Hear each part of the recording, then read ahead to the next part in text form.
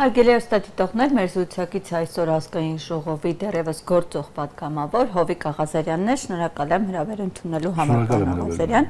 Պարոն Աղազարյան, կենտրոնական ընտրական հանձնաժողովը արդեն վերջնական մանդատների բաշխում իրականացրեց, պատկերը պարզ է, հա, ինչ ԿՊ-ն ունենալու է 64 մանդատ, ընդդիմադիր երկու խմբակցությունների միասին 41։ Այս պատկերով, այս հարաբերակցությամբ ընդդիմությունը ինչ, այսպես ռեսուրսներ ունի եւ արդյոք նրան կհաջողվի վերահսկել կամ եթե այնպիսի նախագիծ լինի, որը հա մեծ այսպես վնաս է պետականությանը, այդ նախագիծը, այսպես ասած, կանխել։ Ինչ լծակներ ունի ընդդիմությունը այս պատկերում։ Ցավոք սրտի ընդդիմությունը այդ հնարավորությունը չունի։ Իհարկե 41 մանդատը դա մեծ ուժ է։ Բայց ավելի մեծ ուժ կլիներ, եթե լիներ ոչ թե 41, այլ 44 մանդատ։ Եթե Բարգավաճ Հայաստանի մանդատները իշխանությունը եւ ընդդիմությունը միասին պայմանավորված չգողանային եւ չդառնային մանդատագող։ Այդ ժամանակ կոնկրետ ուժ կլիներ։ Հիմա էլ փոքր ուժ չի, եթե թվաբանորեն ենք մոտենում խնդրին։ Բայց բովանդական իմաստով ոչինչ չի կարող անել ընդդիմությունը, որովհետև այո, Հայաստան դաշինքը կմնա իր դիրքերում, իր կարծր դիրքերում, որտեղ բոլորին էլ ճանաչում Հայաստան դաշինքի պատգամավորներին եւ գիտեն, որ այնտեղ որևէ բան տեղի չի ունենա։ Ուժեղ Հայաստան, այսպես կոչված խմբակցության անդամներից մի քանի օգում են ճանաչում, դրանց բանկանի, ասենք իշխանությունը, նրանք ովքեր մի քիչ իրանցից քաղաքական եւ այլ իմաստով ինչ-որ բան ներկայացնում, իշխանությունը դրանց կմեկուսացնեն, մյուսները կխելոքանան եւ այդ խելոքներից էլ 7 հոգի կդառնան անկախ պատգամավոր, ըստ էության կմիանան քաղաքացիական պայմանագրին եւ տեղի կունենա ամենավատ բաները։ Հետեւաբար, որպեսզի այդ վատ բաները տեղի չունենային, օրինակ հիմա քվեակի համալսարան հետ կապված եւ հանրաքվեի կդնեն, օրինակի համար։ Օրինակ հիմար չեն դիմակայի այն բանի հետ կապված, որ ադրբեջանցի այսպես կոչված փախստականները վերադառնան Հայաստան։ Չեն կարող դիմակայել, որտեղ եթե 7 հոգի ըստ էության հասնի քաղաքացիական պայմանագիր կուսակցության կողմ, խմբակցության կողմ, ապա քաղաքացիական պայմանագիրը կունենա ժամանակական մեծամասնություն։ Կա այդ վտանգը, իհարկե կա այդ վտանգը։ Եվ հիմա իշխանությունը գնում է այդ ճանապարհով, որպեսզի ուժեղ Հայաստանին որպես մեկ քաղաքական միավոր վերացնի։ Եվ կվերացնի։ Իրենք էլ ընդդիմությունն էլ ասում են, որ մենք ենք գնալու ենք խորհրդարան, փորձելու ենք այնպես անել, որ ԿՊ-ից մեզ կողմը գան ու միանան իմպիչմենթին։ Նիկոլ Փաշինյանին ընդդիմությունը չի ասի, որ պարոն Աղազարյան Հովիկը ճիշտ է ասում։ Հեսա մեր խմբակցությունից 7 հոգի հայտարարելու իրենց անկախ պատգամավոր եւ ըստ էության միանան քաղաքացիական պայմանագիր։ Ընդդիմությունը դες պիտի ասի։ Թողը դες ասի եւ 6 ամիս հետո ձեր տաղավարում ես երջանիկ ժպիտով եւ էությամբ կհայտարարեմ, որ ես սխալվեցի։ Ես կուզեմ, որ ես սխալվեմ, բայց ես չեմ սխալվի ցավոք սրտի։ Այսինքն ԿՊ-ից այդպես կտրականապես անհնար է, որ անցնեն կողմը։ Իհարկե, հիմա դուք չեք տենում տենդենսները ոնց է գնում։ Նարեկ Կարապետյան, Էմիլիոսին Ղազինյան, Էմիլիոսին Մամիկոնյան, այդ բոլոր քիչ թե շատ իրանցից քաղաքական եւ մարդկային արժեք ներկայացնող անհատներին քաղաքականապես ոչնչացնելու են։ Մեկուսացնելու են։ Դատախազը գալու է ազգային ժողով։ Ինչ անել։ Ինչպես ձեր դեպքում եղավ։ Այո, ում որ գտնվում պետք է մեկուսացնել, դա համար գալու ազգային ժողով եւ մեկուսացնելու են։ Եվ գիտեք ինչն է հետաքրքիրն է, որ ասենք ուժեղ Հայաստանի մեր գործընկերներն են այդ ամեն ինչը հասկանում։ Եվ դրանով է պայմանավորված, որ իրանք այս վերջի ժամանակներից մի քիչ ֆիլտրեցին։ Եվ ահագին ինքնաբացարկի դիմում։ Այո, եւ ահագին մարդիկ ինքնաբացարկի դիմում ներկայացրեցին։ Հետևաբար իրենք էլ այդ անհանգստությունը ունեն, որ կարող է ստաս մեկուսացնեն, սա կգան եւ իրանք կարող է այդ ճշմարտին արդեն չդիմանան։ Այսինքն իրենք այդ անհանգստությունը ունեն։ Եվ հետևաբար իրենք փորձում են խնդիրը լուծել, բայց այն 80 հոգին որ մնալու են, 70 հոգին որ մնալու են, արդյոք դրանց վրա իրանք 100% վստահություն կունենան։ Եթե 100% վստահություն ունենան, ուրեմն ես կլինեմ սխալված եւ դա կլինի միայն ու միայն պետականության օգտին եւ ես երջանիկ կլինեմ, որ ես սխալվել եմ։ Ցավոք սրտի ես չեմ սխալվելու։ Այ նայեք, պարոն Աղազարյան, եթե տեքստը հիշում ենք, հա, մանդատների վերցնելու վերաբերյալ, հա, ընդդիմությունը երբ որ արդեն որոշում կայացնեց եւ հայտնում են, ինչ էին ասում, ուժեղ Նարեկ Կարապետյաններ, եթե ճիշտ եմ հիշում, ասում են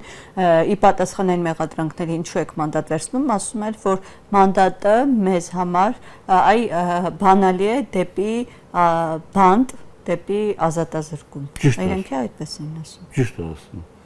Շատ ճիշտ է գնահատում իրողությունը եւ իր դեպքում այդպես կլինի եւս մի քանի օգուտ դեպքում այդպես կլինի մյուսները խելոք անեն կբանտարկեն դերակատարներին հա բայց պիտի բացի Նիկոլը ո՞նց է համանadrություն հասկացնելու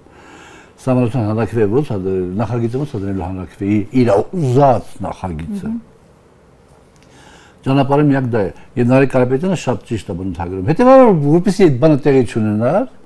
պետք է հրաժարվեին մանդատներից, որ արդեն ապահովագրված այդ բանը տեղի չէր ունենա։ Եվ նաև իրենք էլ չէին լինի մանդատան գող։ Այդ ժամանակ էլ կալանավորեին, այս դեպքում ավելի կարճ։ Մանդատները չեն վերցնում, եթե երբ падգամավոր չէ, ի՞նչ կալանավորեն։ Այսինքն եթե մանդատները չեն վերցնում, ի՞նչ կալանավոր։ Ով անցնի իրաց կողմ, եթե падգամավոր չի։ Նկատի ունեմ կալանքի տանը, եթե մտքերին կա կալանքի տանը, ինչ կապ ունի падգամավորեն։ Իրանց այս դեպքում էլ այդ դեպքում կկալանավորեն։ Բայց այն անհայտ պատահականյանը падգամավոր ինքը չի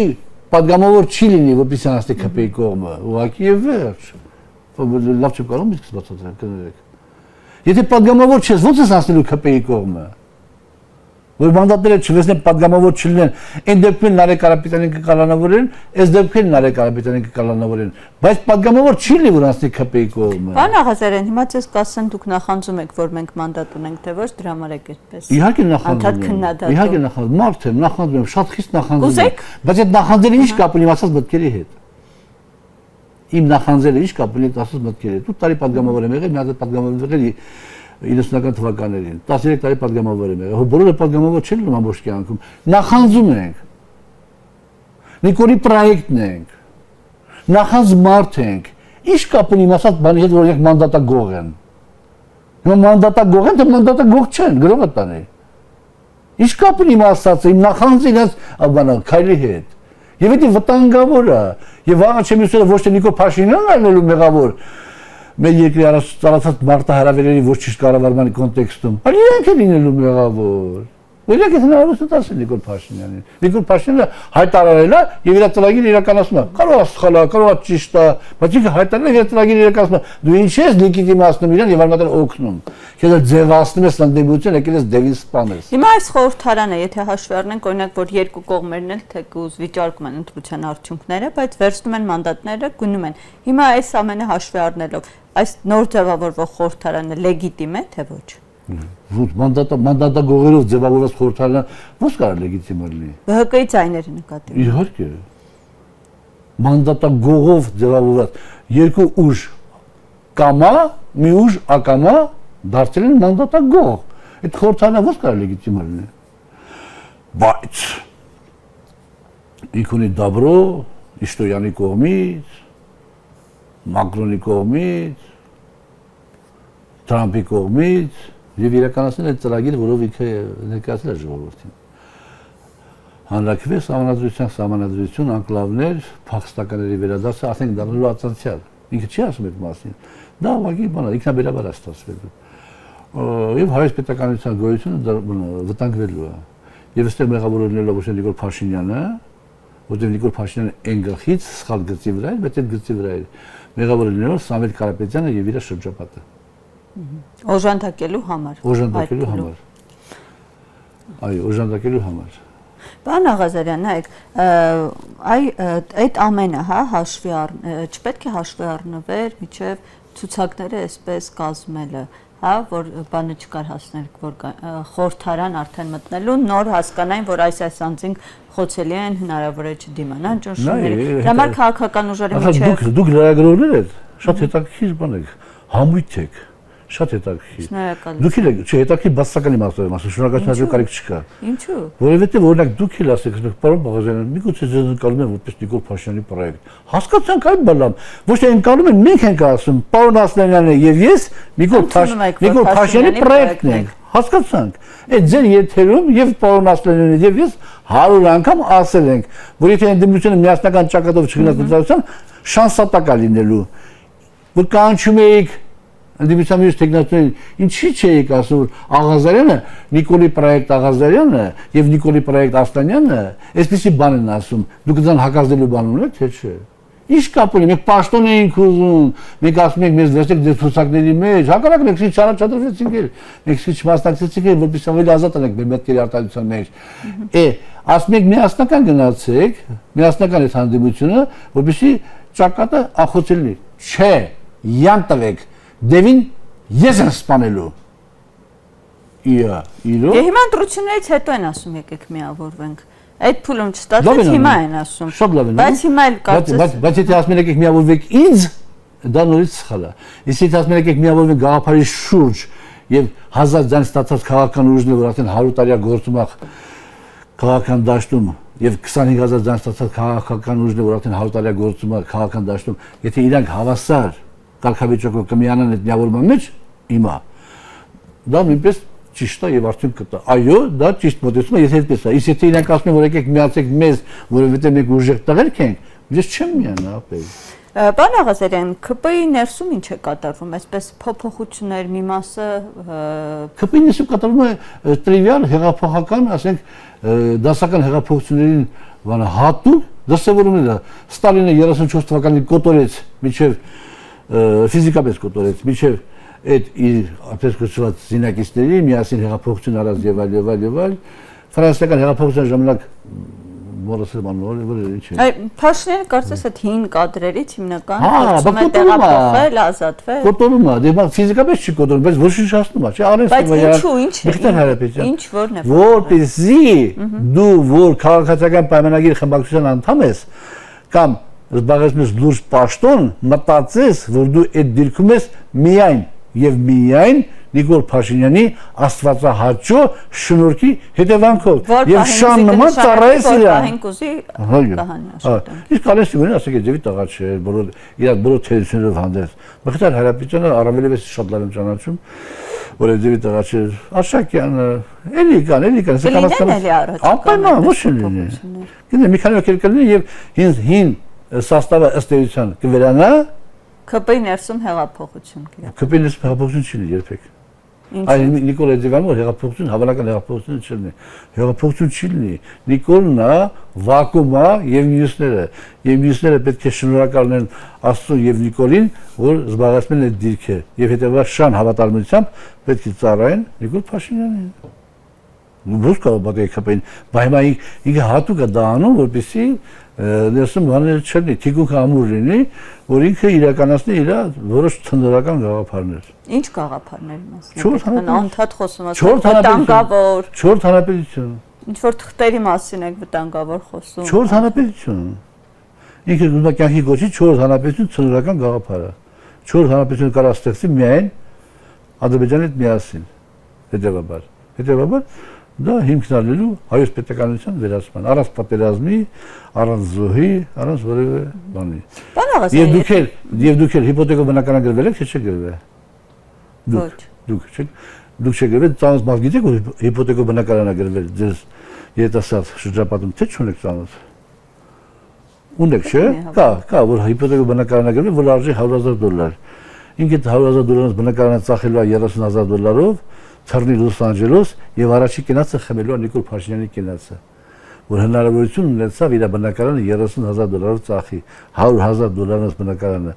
Շնորհիվ Նիկոլ Փաշինյանի։ Ո՞ւմ է վաճառելու ադրբեջանցիներին։ Բա ինձ։ Բան, ադրբեջանցիներին։ Պարոն Աղազարյան, բայց իրանք էլ էսպես անդադ վստահություններ են տալի, ասում են օրակարգում։ Նույնիսկ վստահեցնում են, որ Արցախը հարց չկա Արցախում։ Նույնիսկ վստահեցնում են դա։ Նոր խորհրդարանում այդպես ծեծ ու ջարդի պակաս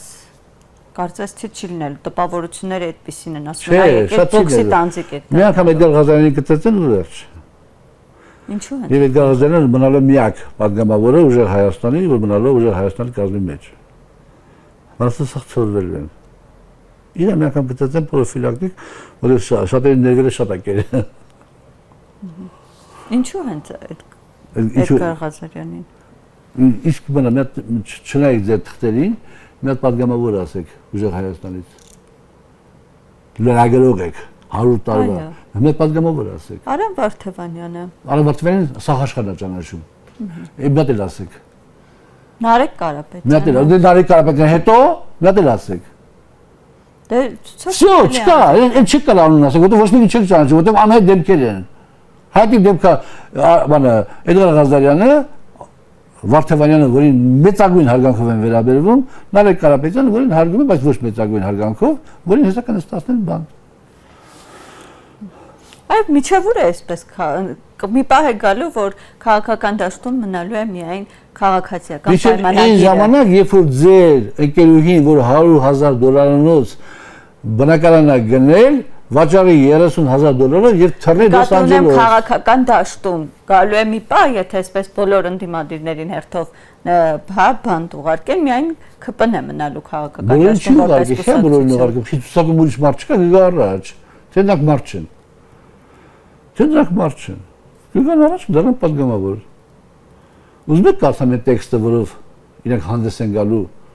խմբակցությունից դուրս գալու հետ կապված։ Ուզեք կարծեմ, թող կտակ։ Կարճ բան է շատ, կարծեմ, որ ոնց են իրենք հիմնավորելու։ Կարծում ենք։ Նախ ես եմ գրել, հրապարակում եմ ապագա ուժեղ Հայաստան խմբակցությունը լքող պատգամավորի իր քայլը հիմնավորող միջնասված տեքստը։ Սիրելի քաղաքացիներ, ես միացա ուժեղ Հայաստան թիմին, որպեսզի իմ համեստ ավանդը բերեմ մեր պետության զարգացման գործին։ Անցած ժամանակահատվածում ես ականատես եղա գործընթացների, որոնք մեղմ ասած որևէ ընդհանրություն չունեն իմ համար կարևոր արժե համակարգային դասավորումների հետ։ Ստեղծված իրավիճակում ինձ ոչինչ չի մնում անել, քան դուրս գալ ուժեղ Հայաստան խմբակցությունից եւ իմ նպաստը բերել մեր պետության զարգացման գործին որպես անկախ պատգամավոր։ Ես հաջողություն եմ մաղթում առաջիկայում խմբակցության մեջ մնացող միակ պատգամավոր Էդգար Ղազարյանին։ Միշտ ձեր անիմաստ Պատահականյան։ Դա ձեր գրած տեքստն է։ Սա իմ գրած տեքստն է, որի մենք կարողանանք մի քանի ամիս հետո։ Պարոն Ղազարյան, Ես ֆիքսի կարողանանք։ Եթե գնան խորհրդարան, այդպես պարզվի, որ այնպես չի, ինչպես ներկայացվում է, հա, այդպես թիմային աշխատանք տարվի, հա, այդ դեպքում պատրաստ եք ներողություն խնդրել։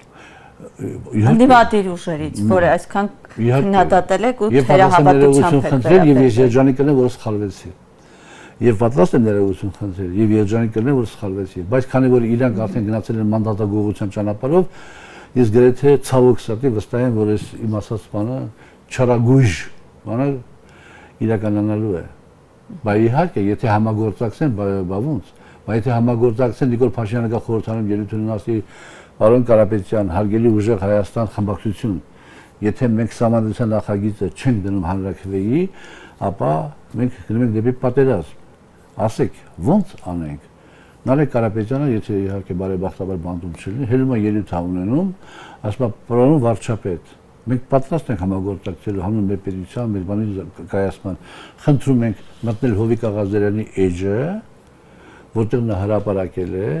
իր տարբերակը սահմանադրության նոր նախագծի պրեամբուլայի հետ կապված։ Եթե Հովիկ Ղազարյանի պրեամբուլայի տարբերակը գվերցնեք, գտնեք որպես պրեամբուլա, մենք կմիանանք։ Խնդրեմ, թող հասկանում եք ինչ եմ ասում, իմ մասին չի խոսքը։ Խնդրեմ, այդ համագործակցությունը արդյոք կտա։ Բայց եթե ծախվեն դուրս գան խմբակցությունից եւ այդպես կոչված անիմաստ Պատահականյան անունազգանունով անհատ պատգամավորներն են եւ գնան եւ միանան քաղաքացիական պայմանագրին եւ այդ նախագիծը դրվի հանրաքվեի, որտեղ սահմանը մեր հռչակագիրը անտեսվում է, ապա դա ոնց կարելի ընդունել համար։ Դա շատ շուտ է բարձրանալու։ Իդեպ սահմանադրության տեքստը դեռ մարտին պետք է հրապարակեն, բայց մինչև հիմա դեռ չկա եւ ասում են այդպես քննարկումների արդյունքում նոր առաջարկներ են ներկայացվել, դրա համար ինչն է հապաղելու պատճառը, ինչու են անդադ այսպես Դե ո՞նց խուսափում հրապարակել։ Հա, հրապարակել իմաստը, չէ՞ շուտով հրապարակել, միջև տարվավեճ հրապարակել։ Միջև տարվավեճ հրապարակել եւ միջև մյուս տարի ամառը կդնեն հանրաքվեի։ Պարոն Աղազարյան, եւ վերջում, քանի որ ձեր հետ կապված դատական այսպես process-ներ են գնում, վարույթների կան հարթված, սրա հետ կապված, ինչ փուլում են, հա, հիմա գնում է վկաների հարցաքննության փուլը, եւ հետո դա տաղտկալի մեջ որ միջոցառումը պիտի ասպասենք նրանք ինչ անում հարցաքննություն վկաների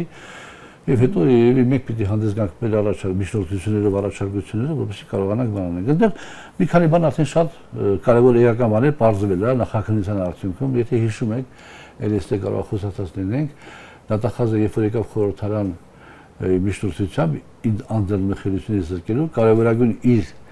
այսպես կոչված հիմնավորներից մեկը այն էր, որ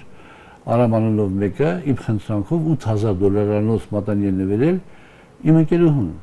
իմ անունից։ Դա դուրս է եկել։ Նախաքննությամբ դա չի հաստատվել եւ դուրս է եկել։ Հիմա դառնում է այսպես. Արամը իմ խնդրանքով $800 մատանի է առել, $800 արդեն։ Տվել ինձ, որ ես նվերեմ իմ ընկերուհուն։ Դա ասեմ մի քիչ ծիծաղելի բան է, էլի։ Եվ էլի նմանատիպ ոչ մագարտակի, բայց նմանատիպ բաներ գնում է, քննությունը գնում է, սպասենք հատենակ ինչ է, բայց դե մետնում է հետաքրքիր բան կա։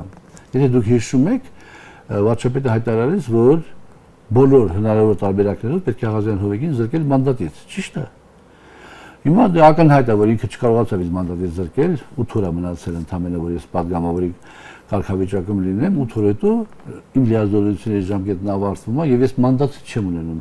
Եթե ես մանդատ չունեմ, հետեւաբար ես չեմ կարող մանդատից զրկել։ Հետեւաբար այս փոքրիկ ճակատամարտը ես հաղթում եմ վարչապետի հետ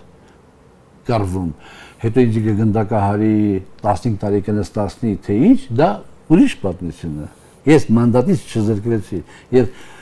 բակեվավճարները ստացա։ Շնորհակալ եմ, պարոն Աղազարյան, զրույցի համար։ Շնորհակալություն։ Հարգելի դիտողներ, մեր տաղավարում զրուցում ենք ազգային ժողովի պատգամավոր Հովիկ Աղազարյանի հետ։ Շնորհակալ եմ եթերին հետևելու համար, կհանդիպենք։